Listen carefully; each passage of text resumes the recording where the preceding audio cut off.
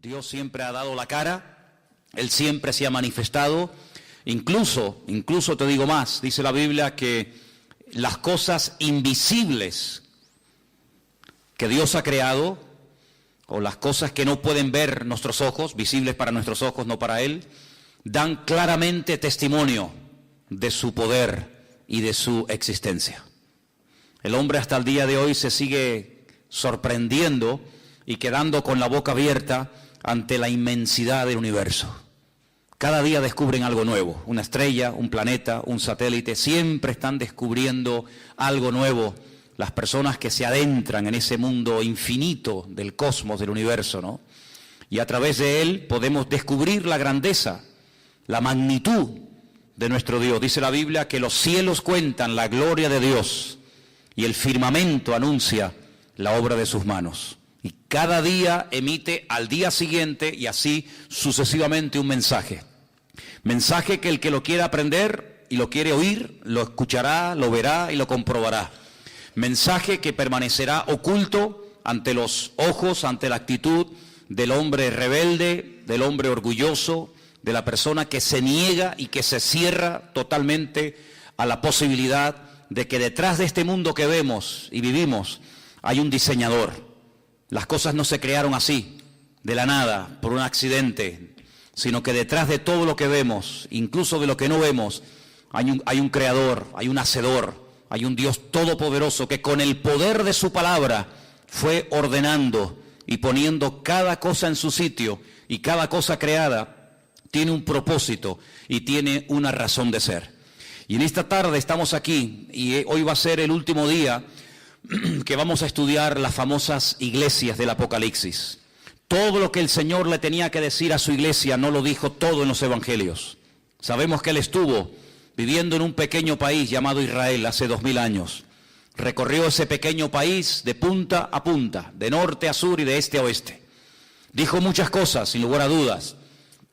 Hizo cosas extraordinarias que jamás nadie ha logrado, igualar o repetir. Pero sin embargo el Señor no dijo la última palabra a su pueblo en los evangelios, sino que en el libro del Apocalipsis encontramos lo último que el Señor quería decirle a su pueblo, es decir, a su iglesia. Hemos visto desde la iglesia de Éfeso, pasando por la iglesia de Pérgamo, de Tiatira, de Sardis, de Filadelfia, etcétera, cómo las iglesias de aquella época, del siglo I, pues no se encontraban todas en óptimas condiciones. Había congregaciones, como hemos visto en estos últimos días, estas últimas semanas, que estaban teniendo problemas con la doctrina, falsas doctrinas, algunas son mencionadas, otras no, se habían introducido dentro de la vida de las iglesias locales, y el Señor confronta a las iglesias y les dice: oye, esto no puede ser, ustedes tienen que creer la verdad os hará libres. No son las mentiras, no son las manipulaciones de la palabra, de la historia o de la ciencia las que tenemos que creer, sino es la verdad, y la verdad soy yo. Y por eso el Señor le hablaba a cada iglesia y la confrontaba, y a una iglesia le decía una cosa y a otra iglesia le decía otra, y vemos que nunca ha habido una iglesia perfecta en estos últimos 2000 años. Así como tampoco hay cristianos perfectos, y así como tampoco hay pastores perfectos, la iglesia está en un proceso, en un crecimiento, ¿verdad? Y en el crecimiento a veces pues ocurren roces y discrepancias y choques, pero para todo, según la Biblia, hay remedio. Amén, hermanos. Para todo hay solución, incluso hasta para la misma muerte. Sé que por ahí hay gente que dice, todo tiene solución menos la muerte. Pues precisamente ese es el problema más fácil de solucionar, precisamente el tema de la muerte. Es más fácil solucionar el tema de la muerte que a veces enfrentarnos a los problemas de la vida.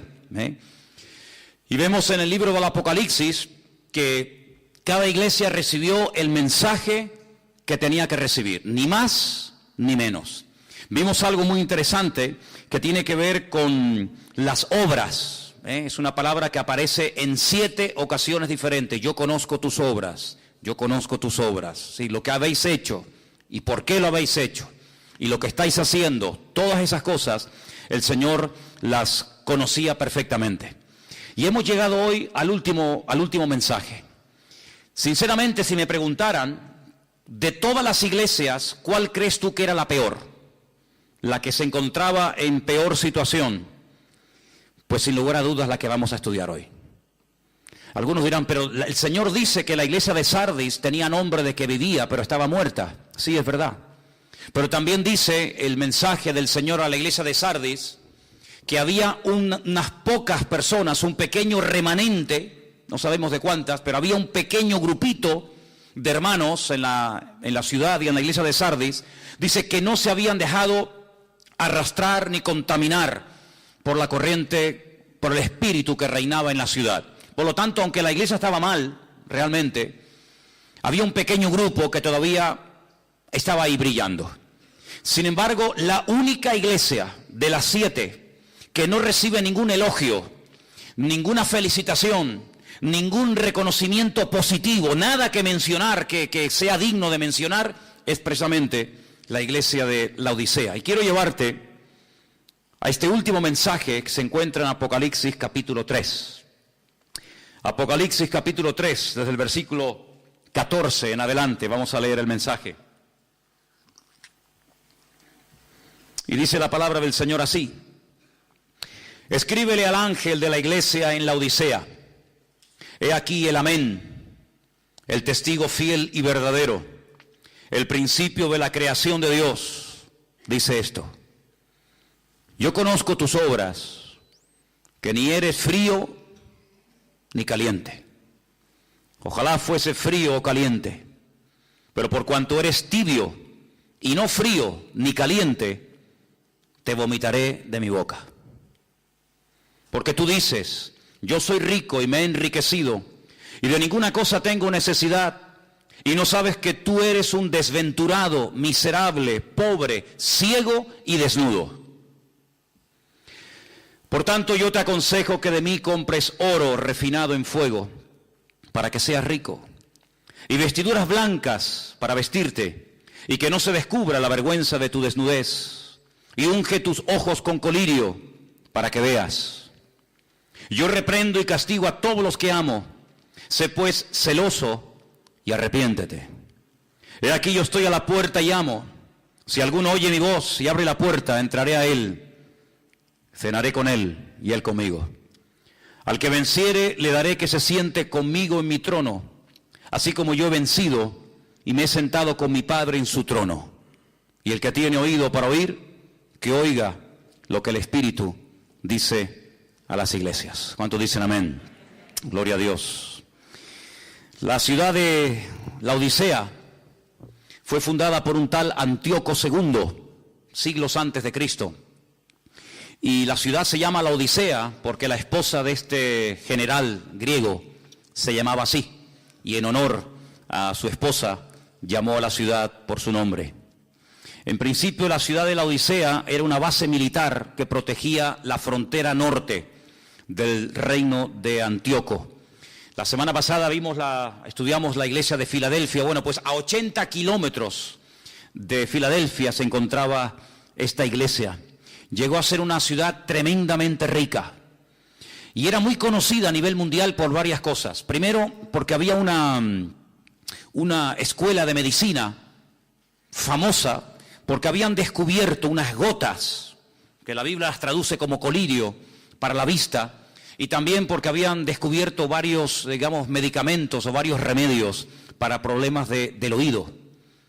Además, la ciudad era muy conocida porque habían hecho unos cruces, unas mezclas con las ovejas, y habían producido una especie de oveja de lana negra, que era muy cara y muy codiciada en aquellos tiempos. Era una lana, muy suave, muy bonita, y era conocida en el mundo entero por eso. Aparte de eso, era un lugar que era una especie de fábrica de ropa. Desde la Odisea se repartía ropa para todas partes del imperio romano. Curiosamente podemos saber, según los textos del Nuevo Testamento, quién fue el fundador y pastor durante algún tiempo de la iglesia de la Odisea. Fue un tal Epafras. Ustedes pueden leer en las cartas de Pablo a varios personajes, varios compañeros, Timoteo, Tito, Tiquico, Priscila, Aquila, etc. Y uno de ellos es Epafras, y se cree que Epafras fue el fundador y el pastor de la iglesia durante algún tiempo. Curiosamente hay un versículo en Colosenses 4:16, que no lo vamos a leer ahora, pero dice más o menos así. Cuando Pablo le escribe una carta desde la cárcel a los hermanos de la ciudad de Colosas, al final de la carta, en el capítulo 4, verso 16, ustedes pueden encontrar unas palabras de Pablo que dice: cuando esta carta que ha llegado a vosotros sea leída en la iglesia, hágansela llegar también a los hermanos de la iglesia de Laodicea. Es decir, que la carta de Pablo a los colosenses también era para los hermanos de la iglesia de Laodicea. Y es un dato que me llamó mucho la atención. Ahora, me llama la atención que no hay nada bueno que decir de la iglesia. Generalmente cuando uno va a una iglesia, te puede gustar más, te puede gustar menos. Si te dedicaras, no sé, los domingos por la tarde o por las mañanas a recorrer diferentes iglesias de aquí de la isla o de otras partes, pues verías que en un lugar te va a gustar esto, tal vez no te va a gustar esto otro, y que unas tienen un estilo y otras tienen otro estilo, y unas se enfatizan, digamos, una línea y otros enfatizan otra, y puedes más o menos hacerte una idea de las cosas diferentes que diferencian unas iglesias de otras. Pero si pudiéramos retroceder al pasado y visitar un domingo a la tarde, en el caso de que se reunieran un domingo a la tarde, no lo sé, los hermanos de la iglesia de la Odisea, encontraríamos que es una iglesia rica, materialmente hablando, una iglesia que tenía un concepto totalmente equivocado de sí misma, era una iglesia egocéntrica, una iglesia complacida, una iglesia tibia, ni fu, ni fa. Una iglesia que le producía náuseas al Señor. El cuerpo humano está diseñado de tal manera que cuando algo le sienta mal o cuando come algo en mal estado, el cuerpo reacciona defendiéndose, pues vomitando y echando fuera lo que le ha sentado mal. Y de esa manera el cuerpo puede volver a recuperar la normalidad. Y es una expresión fuerte, es una expresión que solamente aparece en esta carta del Señor a la iglesia de la Odisea. No es una iglesia que le produce tristeza al Señor, no es una iglesia que le produce orgullo al Señor, sino es una iglesia que le produce náuseas. Dice, ojalá ustedes fueran fríos o fueran calientes, es decir, que el Señor prefiere gente fría, gente indiferente, gente que pasa de todo, o gente que está bien cerca del corazón de Dios, pero hay algo que le produce auténticas ganas de vomitar al Señor, y es la tibieza. La tibieza es algo que el Señor aborrece, y por eso el Señor le habla muy duramente a esta congregación y le dice, ojalá hubieran optado por la frialdad o por ser calientes, ¿verdad? Y animados y fogosos en el espíritu, pero ustedes son tibios y yo los vomitaré de mi boca. Comencé a buscar esto y me di cuenta que en el Antiguo Testamento hay un libro que gira en torno a un profeta rebelde que recibe un llamado para ir al extranjero, a una ciudad pagana, a una ciudad fuera de las fronteras de Israel. Y dice la Biblia que este hombre se niega rotundamente a ir allí. Él no quiere salir de su país. Él está muy cómodo como profeta en Israel. Y él bajo ningún concepto quiere ir a Siria a predicarle a aquellos bárbaros, a aquella gente que empalaba a los enemigos y hacían auténticas barbaridades. Y Jonás dice la Biblia que huyendo o queriendo huir de la presencia del Señor, como si pudiéramos escondernos de Dios en alguna parte. Es una especie como lo que le pasó a Adán, que era creyente pero creía que se podía ocultar de Dios. Bueno, pues a Jonás le pasó más o menos lo mismo. Dice que descendió a Jope, la ciudad de Jope se llama en la actualidad Jafo, y dice que allí se monta en un barco y dice que va en dirección a Tarsis. Sí, Tarsis es, como todos sabemos, el sur de España. De hecho hay un pueblo que se llama Tarsis en Huelva, en Andalucía. Y dice que en el camino se levanta una tormenta terrible y los marineros invocan a sus dioses y echan suertes para ver por qué se ha producido, por qué se ha levantado así de repente una tormenta de tal envergadura. Y dice que la suerte cayó sobre Jonás y le preguntan, ¿tú quién eres? ¿Qué haces aquí? ¿Cuál es tu Dios? Cuéntanos un poco de tu vida. Y la Biblia dice que Jonás abre su corazón y les dice, yo soy un profeta del Dios vivo, del Dios verdadero. Yo soy profeta de Dios, soy la voz de Dios en Israel y Él me ha mandado a Nínive. Pero no quiero ir a Nínive, me resisto, no, me rebelo completamente, no quiero que esa gente tenga oportunidad de arrepentimiento. Y bueno, ¿y cómo podemos solucionar este problema? La Biblia dice que Él les propone a ellos, increíble, una cosa increíble, écheme por la borda y ya veréis cómo todo se calma. Efectivamente, así fue. La Biblia dice que lo tiraron por la borda y al instante la tempestad se calmó. Pero el Señor tenía un gran pez, no una ballena como por ahí se dice, sino un gran pez, dice la Escritura. Algunos hablan del famoso Leviatán, el pez ese gigante que aparece en el libro de Job. Dice que lo tragó y lo tuvo durante 3 días y 3 noches metido en el vientre. Y ahí estaba, y seguramente, si no hubiera cambiado de actitud y si no hubiera clamado al Señor, allí hubiera muerto. Y nadie se iba a enterar de qué murió y dónde murió y cuándo murió el profeta Jonás, más que aquellos marineros que lo tiraron por la borda. Pero es allí dentro de aquel enorme pez que él vuelve en sí, como si fuera el hijo pródigo, ¿verdad? De Lucas capítulo 15. Y dice que él se arrepiente y le pide perdón al Señor.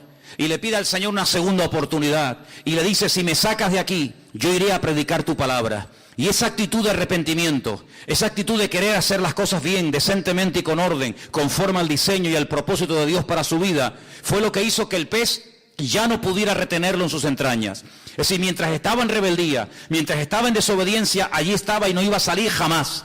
Pero en el momento en el que hay el más mínimo cambio, en el momento en el que Jonás dice, yo quiero hacer la voluntad de Dios, aunque no la quieras en el fondo hacer, pero voy a hacerla, voy a cumplirla, voy a obedecerte, en ese momento el pez ya no lo pudo resistir y dice que lo vomitó y lo echó en tierra.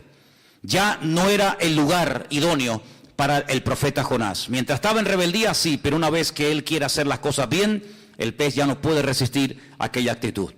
Ahora vemos en el libro de Apocalipsis al Señor diciendo, toda aquella persona que sea tibia, la vomitaré de mi boca. Así como Jonás fue vomitado por aquel enorme pez, yo vomitaré de mi boca, yo arrancaré de mi cuerpo, sacaré de mí toda aquella persona que haya decidido en la vida ser tibio.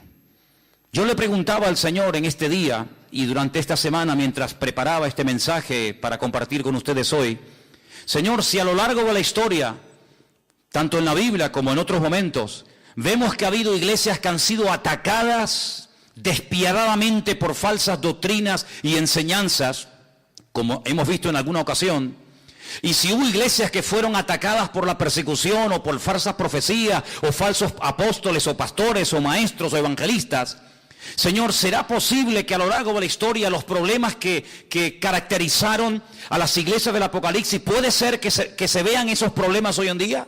Por supuesto que sí, no les quepa la menor duda. Hay iglesias donde la falsa doctrina ha entrado y ha despedazado a la iglesia. Iglesias hermosas, iglesias bonitas, iglesias que iban en una buena trayectoria, se abrieron a un método, a un sistema, a una enseñanza tal vez muy novedosa, porque todo lo nuevo siempre tiene un factor de atracción, ¿verdad? Todo lo nuevo como que atrae a la gente, y vemos que el resultado ha sido un auténtico desastre. Así que hay iglesias que han sido atacadas por falsas doctrinas y por persecuciones y falsas profecías y falsos ministerios, pero yo le preguntaba al Señor, pero Señor, ¿puede ser que hoy en día haya gente que se congregue en las iglesias y que sean tibios? Por supuesto que sí, hermanos, por supuesto que sí, pero déjenme que les diga algo. Los tibios, alguien decía por ahí que nunca fueron creyentes. Si fueron o no fueron creyentes, Dios lo sabe. Pero para perder algo en la vida, un día tuviste que tenerlo. Porque no se puede perder algo que tú nunca tuviste. Tú nunca podrás perder el coche si no tienes coche. Tú nunca podrás perder unas llaves si nunca tuviste esas llaves. Tú nunca podrás perder a un hijo si nunca has sido padre o madre. Lo que uno tiene en la vida, sea familiar, sea material o sea de la índole que sea, se puede perder siempre y cuando tú lo tuviste. Y analizando esta iglesia sin lugar a dudas tuvo que tener su tiempo de gloria. Esta iglesia tuvo que ser fundada, digamos, por Epafras o por Pablo o por Juan, me da igual, pero esta iglesia tuvo que tener un tiempo en el que iba bien las cosas, en el que funcionaba los jóvenes, la escuela dominical, los cultos, etcétera. Pero si esta iglesia, como vamos a ver ahora, terminó perdiendo lo más hermoso que puede tener una congregación, que no es ni el equipo de sonido, ni el local en propiedad, sino que lo más hermoso que podemos tener como pueblo de Dios es la misma presencia del Señor. Si terminaron perdiendo la presencia del Señor es porque un día la tuvieron, porque si no, nunca podían haberla perdido. Si estaban tibios, quiere decir que un día estuvieron calientes. Porque de frío no se pasa a tibio, pero de caliente sí se puede pasar a tibio. Luego esta iglesia tuvo que tener un tiempo que todo iba bien. Pero la palabra del Señor nos dice que esta congregación cayó en un amor hacia el materialismo. Fíjense lo que la iglesia decía de sí misma. Vamos a leerlo. Apocalipsis capítulo 3, versículo 17. Los hermanos, los creyentes, los miembros, los que asistían a esta congregación, a esta comunidad cristiana, decían: somos ricos, nos hemos enriquecido, de ninguna cosa tenemos necesidad. Sin embargo, cuando el Señor le habla y la confronta, no coincide lo que el Señor le dice a ellos con lo que ellos pensaban de sí mismos. No coincide en nada. El Señor les dice: ustedes sois desventurados, miserables, pobres, ciegos y desnudos. No hay nada de coincidencia entre el concepto de la congregación y el concepto que el Señor tenía de la congregación. Luego hay un divorcio entre el concepto personal de la iglesia y el concepto, la opinión que el Señor tenía de dicha congregación. Una iglesia donde el Señor no era el centro. Una iglesia donde el ego de ellos, el amor a lo que tenían, era el centro. Y todo giraba en torno a lo que tenían, no en torno a lo que eran. Ahora, alguien puede preguntarse: ¿pero es malo tener prosperidad y abundancia y riqueza y que todo te vaya bien en la vida? En absoluto. Es más, con la Biblia en la mano te digo que la voluntad de Dios es que nos vaya bien en la vida. La Biblia nos enseña ya desde los tiempos de Josué, en el capítulo 1 de su libro, que nunca se aparten de tu boca este libro de la ley, sino que medites en él de noche y de día, para que todo lo que hagas te salga bien, dice la Biblia. Luego, la voluntad de Dios es que no vayas de mal en peor, ni de trancas a barrancas, sino que la voluntad de Dios es que vayas bien por la vida, bendecido, prosperado, contento, gozoso. Esa es la voluntad de Dios. Luego, el problema no está en ser bendecido, en ser prosperado o en que te vaya. No, el problema no está ahí. El problema es que cuando llegues a ese nivel de abundancia, de éxito, de bendición o de prosperidad, o ponle el adjetivo que quieras, se te suba la cabeza y te atribuyas a ti en vez de atribuirle al Señor el éxito de tu vida. Si ustedes prestaron atención a la lectura de esta tarde, es tremendamente interesante. Yo quisiera volver a llevarles a el libro de Deuteronomio capítulo 8, que justamente fue la lectura que en esta tarde se leyó.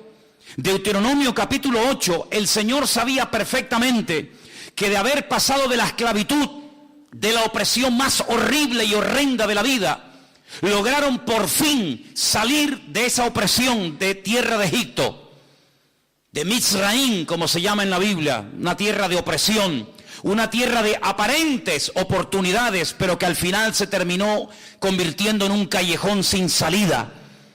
Lo dije en una ocasión, la palabra Egipto, Mizraim en la Biblia, empieza con la letra M y termina con la letra M en hebreo. Y hay dos M's, dos tipos de letra M en hebreo. Una que es abierta, que se escribe al principio o a la mitad de una palabra, y otra letra M, que tiene el mismo nombre, pero que se escribe al final y es totalmente cuadrada, no se puede entrar a ella, es totalmente cerrada. Y curiosamente el Señor llama a Egipto Mizraim, un país que aparentemente te ofrece todo a cambio de nada. Un país donde cuando en otros países hay miseria, trabajo, o no hay trabajo, y pobreza, y sequía, y muerte, y paro, en Egipto siempre hay de todo. No sé cómo se las arreglan. Y allí se fueron los hijos de Jacob, porque se les abrió la puerta, porque además José era el hombre más importante después de Faraón en Egipto. Pero al final aquella aparente puerta abierta se terminó convirtiendo en una ratonera, en un lugar donde los convirtieron en mano de obra, y de allí no podían salir, en un lugar de opresión y de estrechez y de amargura. Y durante casi 4 siglos estuvieron pasándolo mal. Y durante mucho tiempo estuvieron gimiendo y llorando y clamando al Señor con toda su alma y con todo su corazón: sácanos de aquí, que nos van a matar esta gente. Bueno, pues lograron salir, todos sabemos la historia, todos sabemos esto. Y cómo el Señor los sacó con mano fuerte y poderosa de Egipto, y les abrió el mar rojo y los condujo por la tierra prometida, por el desierto, rumbo a la tierra prometida. Pero mira lo que les dice el Señor: cuando lleguen a la tierra prometida, escuchen bien esto, hermanos, cuídate de no olvidarte del Señor. Deuteronomio 8:11, para que cumpla sus mandamientos, sus decretos, sus estatutos que yo te ordeno hoy. Ándate con ojo, amigo. No suceda que comas y te sacies y edifiques buenas casas en las que habites, y tus vacas y tus ovejas se aumenten, y tu plata y el oro se te multipliquen, y todo lo que tuvieres se aumente, y se enorgullezca tu corazón. Cuando uno está en un lugar bajo, encerrado, puede sentir claustrofobia y quiere salir de ahí. Pero cuando una persona sube muy alto, hay personas que padecen de vértigo. Y cuando una persona sufre de vértigos, pierde la cabeza y se puede matar. Y eso fue lo que le pasó a la iglesia de la Odisea, que creció y fue multiplicada tanto su riqueza material, que se le subió a la cabeza y terminaron perdiendo la poca o la mucha espiritualidad que un día lograron tener. ¿Por qué? Porque terminaron adorando más a lo que tenían que al Dios al cual tenían que honrar y servir. Y dice la Biblia en el versículo 15, el Señor que te hizo caminar por un desierto grande y espantoso, lleno de serpientes venenosas, de escorpiones y de sed donde no había agua, y Él te sacó agua de la roca del pedernal, que te sustentó con maná en el desierto, comida que tus padres no habían conocido, afligiéndote y probándote para la postre hacerte bien. Y ahora escucha: y digas en tu corazón, cuidado, ahí está el problema, no en la riqueza, no en lo material, sino en tu corazón. Y digas en tu corazón, mi poder y la fuerza de mi mano me han traído esta riqueza. Ahí no mencionan a Dios para nada, sino soy yo, mi fuerza, mi poder. Sino que acuérdate del Señor tu Dios, porque Él es el que te da el poder para hacer las riquezas, a fin de confirmar su pacto que juró a tus padres, como en este día. Mas si llegares a olvidarte del Señor tu Dios, y anduvieres en pos de dioses ajenos, y les sirvieres a ellos y te inclinares, yo lo afirmo hoy contra vosotros, que de cierto pereceréis. Como las naciones que el Señor destruirá delante de vosotros, así pereceréis, por cuanto no habéis atendido la voz del Señor vuestro Dios. Eso fue lo que le pasó a la iglesia de la Odisea. Ya también le pasó a Israel, pero ahora estamos hablando de la iglesia de la Odisea. Una iglesia que fue bendecida, una iglesia que fue prosperada, una iglesia que decía: nos hemos enriquecido, tenemos absolutamente de todo y no necesitamos de nada. Qué ceguera espiritual tan grande. Perdieron la sensibilidad, le dieron lugar al orgullo, al materialismo, y terminaron perdiendo, como dije hace un instante, el tesoro más grande que puede atesorar un creyente y una congregación, y es tener la bendita y preciosa presencia del Señor. Dice en el versículo 20, he aquí yo estoy a la puerta y llamo. No le está hablando el Señor a una secta peligrosa, destructiva. No está a la puerta de un templo pagano, sino le está hablando al pueblo de Dios, a su iglesia. Y le dice a la iglesia: estoy en la puerta y estoy llamando, y estoy llamando. Luego, si está llamando a la puerta es porque estaba cerrada. Todo esto es un lenguaje metafórico, ¿sí? Si estuviera abierta, si estuvieran abiertos, así, bueno, Señor, estamos mal, pero estamos abiertos a cambios. Estamos tibios, estamos mal, no estamos como tenemos que estar, pero estamos abiertos a que tú, cuando quieras y donde quieras, nos sorprendas y te muevas y nos sacude y nos reprenda. Estamos abiertos, pero ni siquiera estaban abiertos a la posibilidad de cambiar, sino que tengo que tocar porque ya os habéis cerrado en banda. Y por eso dice el Señor: si alguno todavía allá adentro le queda algo, un mínimo de sensibilidad o de oído espiritual, y oye mi voz, pues que abra, y yo entraré a él y cenaré con él y él conmigo, y tendremos comunión. Es tremendo, ¿no? La situación de esta iglesia es que es terrible, hermanos. O por nada del mundo me gustaría ser pastor de esta iglesia. Sinceramente no sé, el hermano de esta congregación, el pastor de esta iglesia, ¿Cómo se tenía que sentir cuando recibe esta carta y tiene que leerla a la iglesia? Hermano, miren, a través de nuestro querido hermano Juan, el apóstol más cerca del Señor, hemos recibido este mensaje. Por favor, presten atención. Y cuando esto cayó en la iglesia, no sé cómo reaccionaron. No sé si cayeron todos llorando de rodillas al suelo, pidiendo perdón al Señor. La verdad es que no tengo ni idea lo que pasó con esa congregación.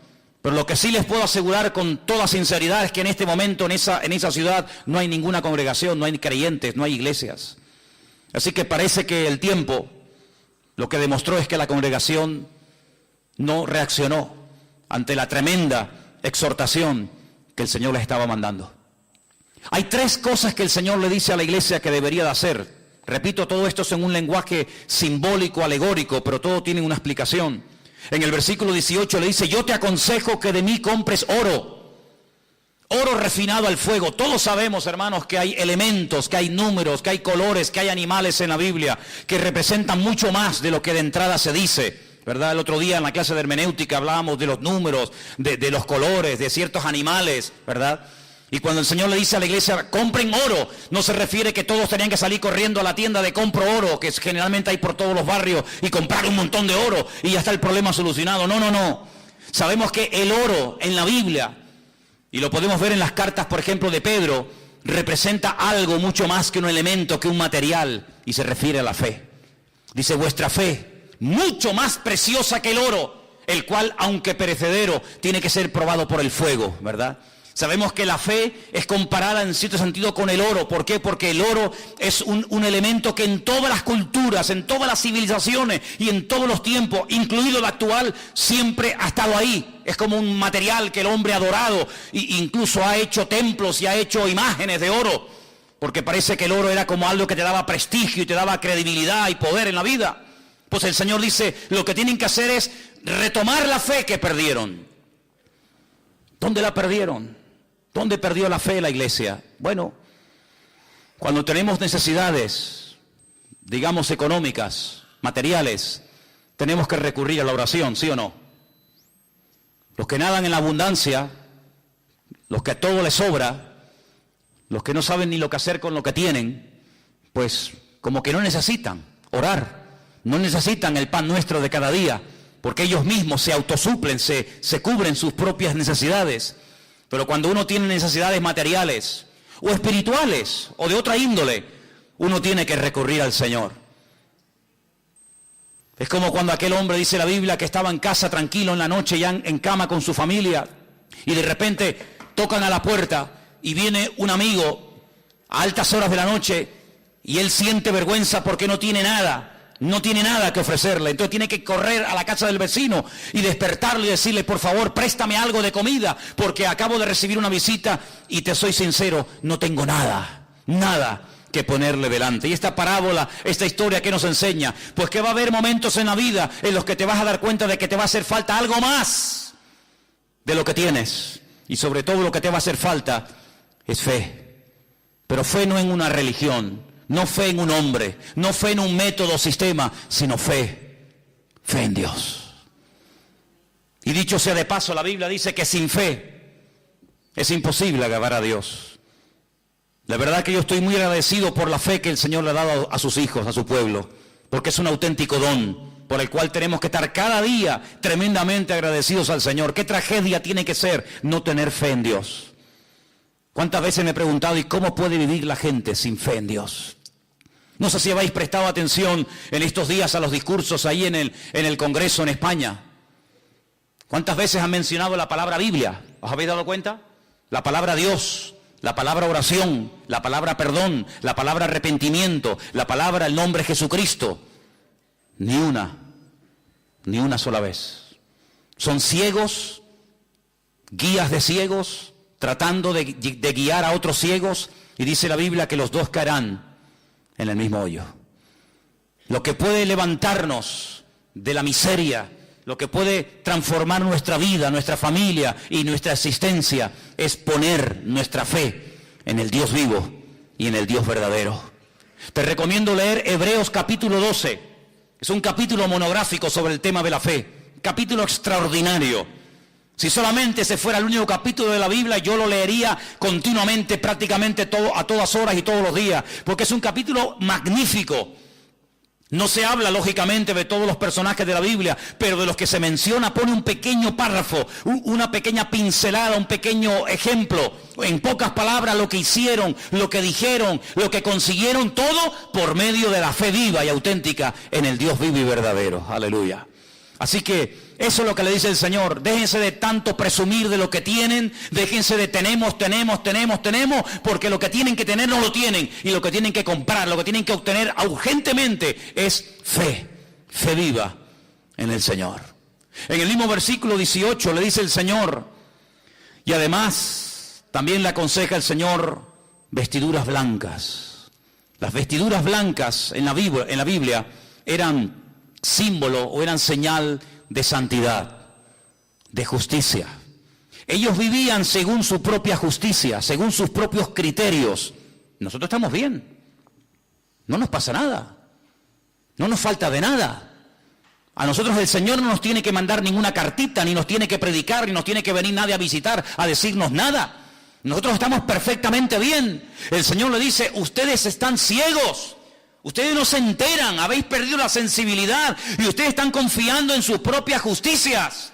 Y yo lo que les aconsejo es que se compren ropas blancas, otra vez lenguaje simbólico. Es decir, no se apoyen en sus propios méritos, no se apoyen en sus justicias, porque dicho sea de paso, hay un versículo en la Biblia que dice que todas nuestras justicias son como trapos de inmundicia ante la presencia del Señor. Por lo tanto, lo que tienen que hacer es ponerse mi justicia y no la vuestra. Porque ustedes se comparan con otras personas, tal vez con menos poder adquisitivo que ustedes, y ustedes, claro, siempre se ven por encima, pero yo les digo a todos los que estáis esta tarde aquí, no te compares con uno que tiene menos que tú, porque si tú te comparas con uno que tiene menos que tú, te vas a sentir superior. El orgullo te puede atrapar y te puede hacer daño. No te compares nunca con un inferior, compárate y ponte al nivel de otro superior a ti para que te des cuenta cuánta paciencia, cuánta fe, cuánto amor, cuánto conocimiento te hace falta en la vida. Decía aquel fariseo hipócrita que subió al templo a orar, que oraba consigo mismo. Sí, oraba, pero ¿a quién? Con él, oraba con él. Yo no soy como este, yo no soy como aquel, yo no soy como tal, yo doy diezmo, yo hago esto, yo no soy como este desgraciado, yo no soy como aquel pobre tal, yo no soy... No, pero no te compares con los que son inferiores desde tu punto de vista. Ponte a la altura del Señor y vas a ver que eres un pobre desgraciado, miserable, pobre, ciego y desnudo. Y eso es lo que le dice el Señor. Las justicias, no las vuestras, no en tu currículum, en tu experiencia, sino la justicia de Cristo, los méritos de Él y no los méritos tuyos. Y después le dice el Señor, como era una ciudad que producía gotas para los ojos, que producía colirio, digamos que en cierto sentido estos fueron los que inventaron las gotitas en los ojos, pues el Señor le habla en términos que ellos conocían y les dice, ya que en esa ciudad hay tanto colirio y habéis descubierto esas gotas que hacen tanto bien a la gente, compren colirio y échenselo en los ojos para que puedan ver la cruda realidad de que ustedes hace mucho tiempo han perdido mi presencia y no os habéis dado cuenta. Es interesante notar porque también en esa ciudad, a las afueras, había unas fuentes de agua. Fíjense cómo en las iglesias del Apocalipsis el Señor utiliza la geografía, el Señor utiliza las costumbres, el Señor utiliza la cultura de la época para a través de ellas darle un mensaje. Concretamente en esta ciudad acabo de decir que había una escuela de medicina donde se aplicaba estas gotas estas gotas de colirio en los ojos de la gente. Pero también a las afueras de la ciudad de la Odisea había unos manantiales de agua, pero aguas que no se podían beber. Aguas que no eran potables, pero aguas que tampoco eran aguas termales. Luego eran aguas que no servían para nada. Eran como aquellas aguas que se encontró Israel en el desierto cuando estaban muertos de sed y querían beber y salieron todos corriendo. Aquellas aguas, dice que cuando las probaron las vomitaron, porque dice que eran aguas amargas. Sí, eran aguas, pero aguas que no servían para nada. Aguas que no servían absolutamente para nada, ni para beber, ni para dárselo a los animales, ni para cocinar, ni para nada. Y así le pasaba a la ciudad de la Odisea. Sí, tienen fuentes de agua, pero no sirven para nada. Si fueran aguas termales, serían aguas terapéuticas, como hay en muchas partes del mundo, que la gente va a esos lugares y se baña con aguas calientes, de las termas de la época de los romanos. Si fuera agua potable, pues gloria a Dios, tienen ahí una fuente de agua tremenda, pero tienen agua que no sirve para nada. Y eso es lo que el Señor le está tratando de decir a la iglesia. Ustedes realmente habéis perdido la eficacia en el ministerio. Ya no me sirven absolutamente para nada. Y uno se pregunta, o si te has preguntado alguna vez, ¿quiere realmente el Señor buscar hoy en día gente capacitada, gente competente, gente eficaz? Por supuesto que sí, por supuesto que sí. Hay un versículo que yo leí esta semana que quiero compartir con ustedes. Se encuentra en Crónicas, en Primera de Crónicas, por favor, el capítulo 9.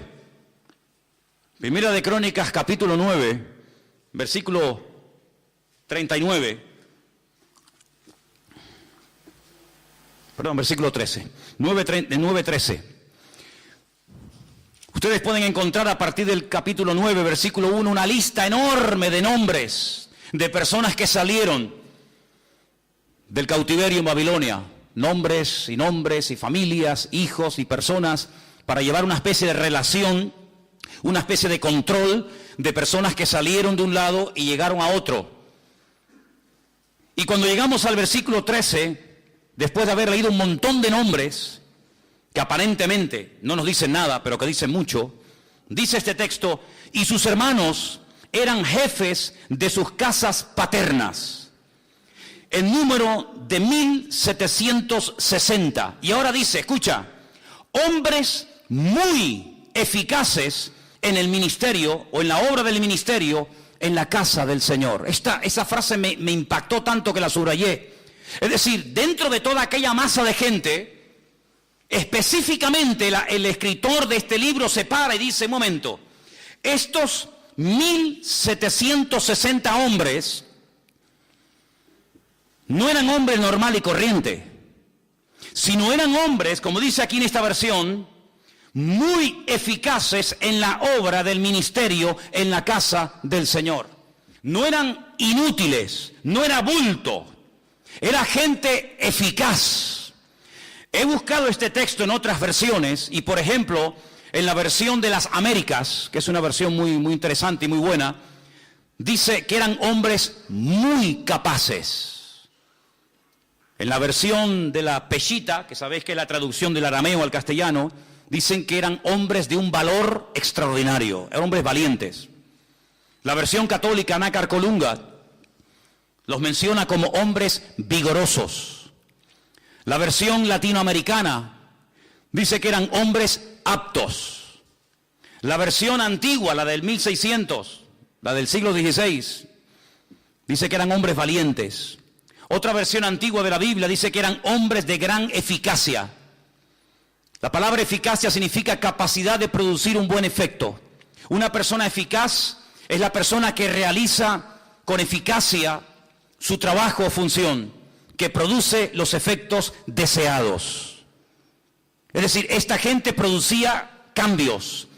Esta gente cambiaba las cosas. No se dejaban cambiar por las cosas, sino que ellos cambiaban las cosas. Llegaban a una ciudad en ruinas, patas arriba, destruida, y en cuestión de meses la cambiaban completamente. Yo me he dado cuenta, hace unos días estaba viendo el Facebook de la iglesia, no suelo mucho consultar eso ni estar ahí, pero el otro día entré y vi algo que me gustó. No sé si ustedes lo han visto. Hay algunas fotografías que pone la fecha de cuándo se sacó esa foto, sobre todo en la obra que hicimos en el Puerto de la Cruz, y después de unos años se ve la foto al lado y uno dice, bueno, la foto del 2006, por ejemplo, y ahora se ve el resultado después de unos años y no tiene nada que ver.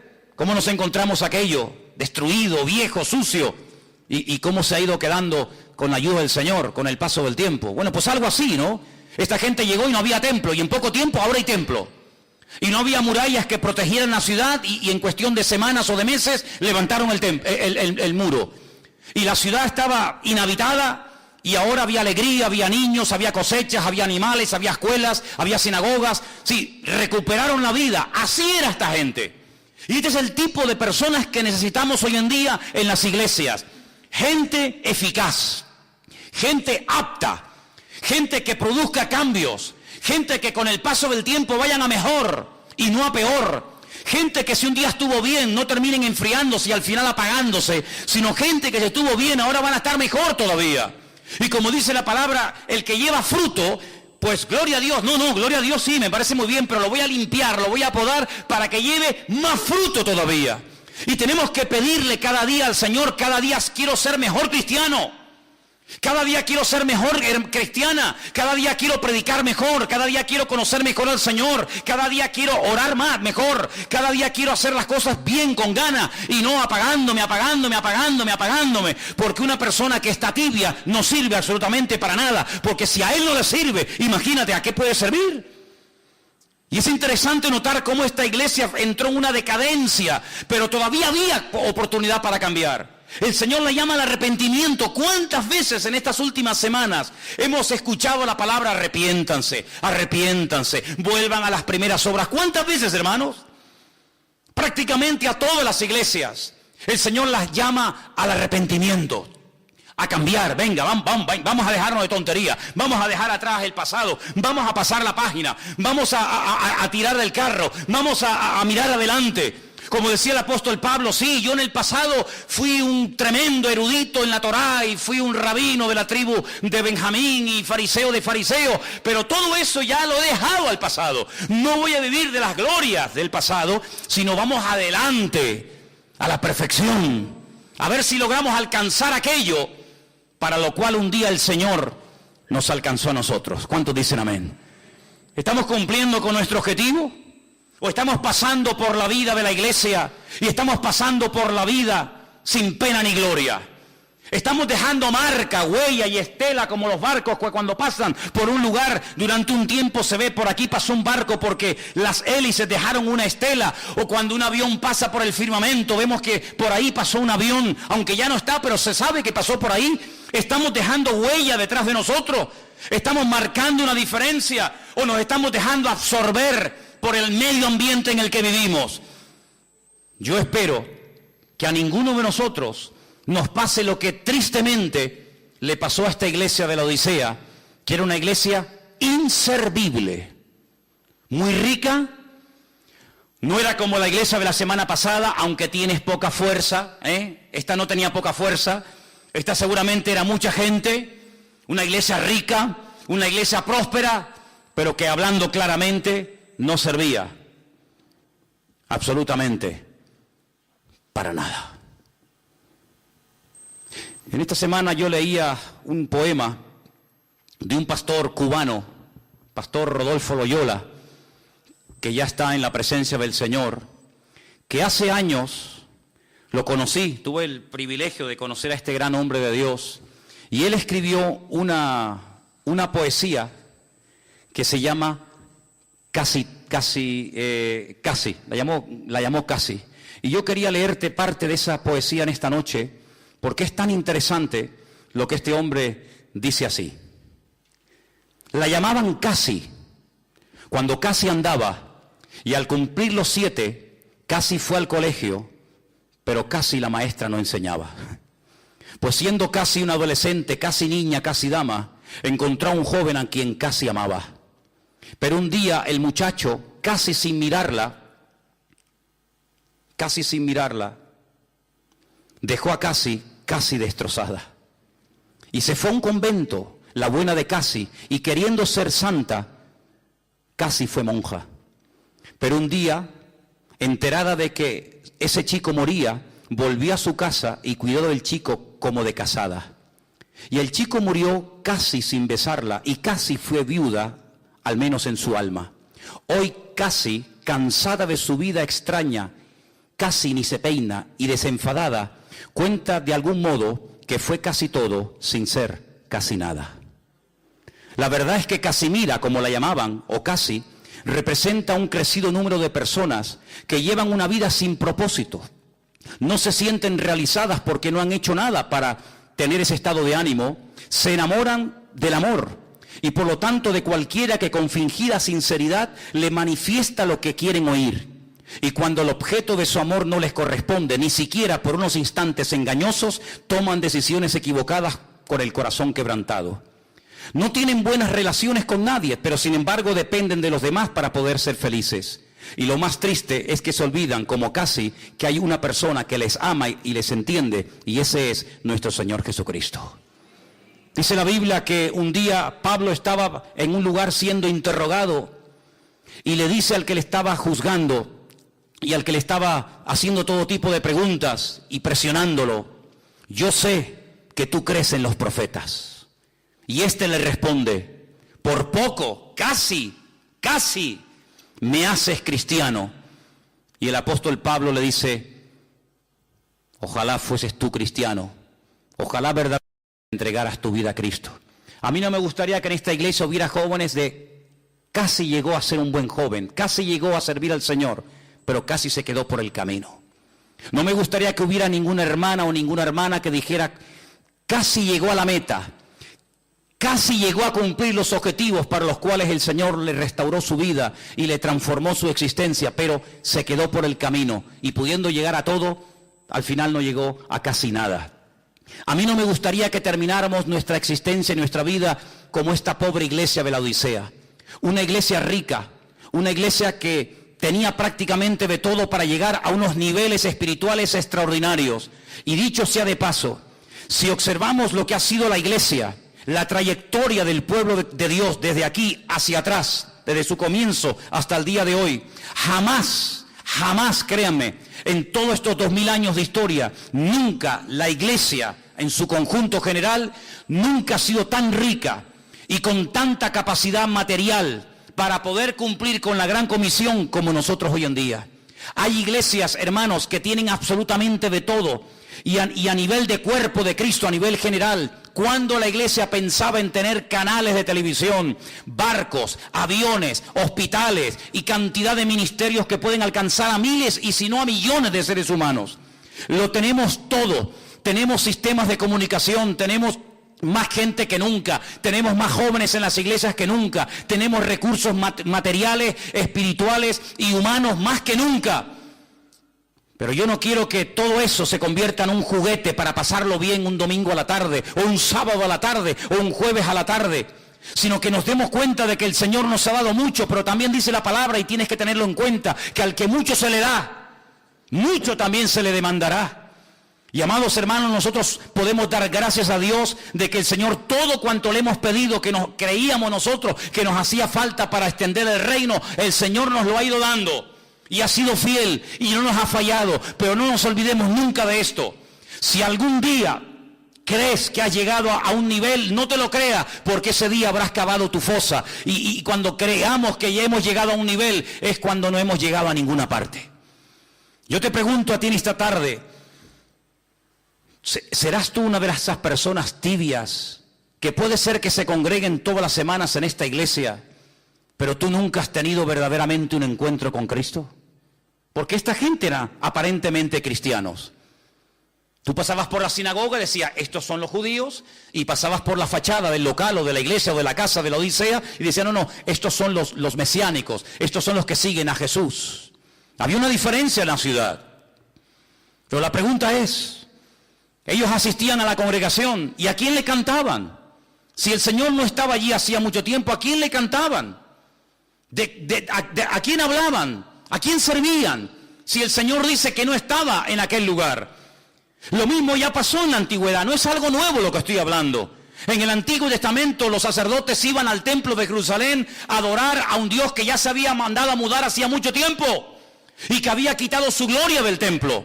Luego, si Dios no moraba allí, si el Señor no estaba allí con su presencia y con su bendición, aquellos sacrificios, ¿a quién se los ofrecían? A Dios no, porque Dios ya no estaba en aquel lugar. Si esta gente comenzaba un culto el domingo a la tarde o el sábado, me da igual el día que se reunieran, y el Señor no estaba allí, entonces ¿a quién le estaban cantando? ¿Cómo es posible que perdieran la presencia del Señor y no se dieron cuenta?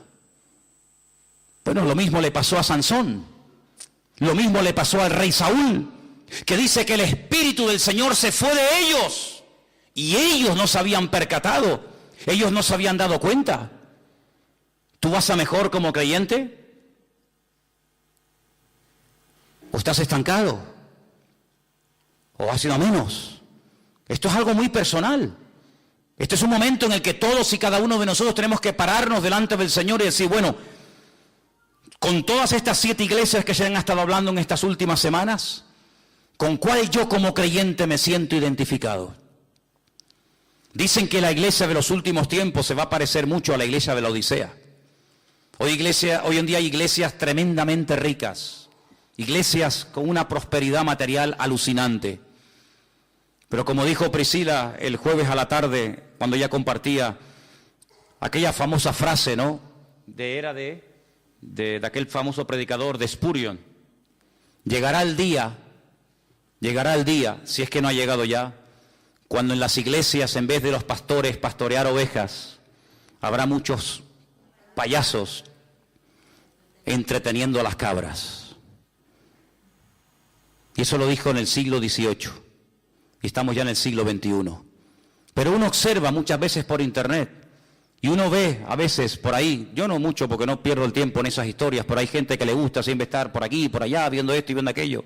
Pero hay iglesias que son auténticos circos, donde hay una serie de señores entreteniendo a la peña, entreteniendo al personal, mensajes que van siempre por encima de las cabezas, nadie se siente aludido, venga risas y cachondeo y me caigo y me levanto, ¿verdad?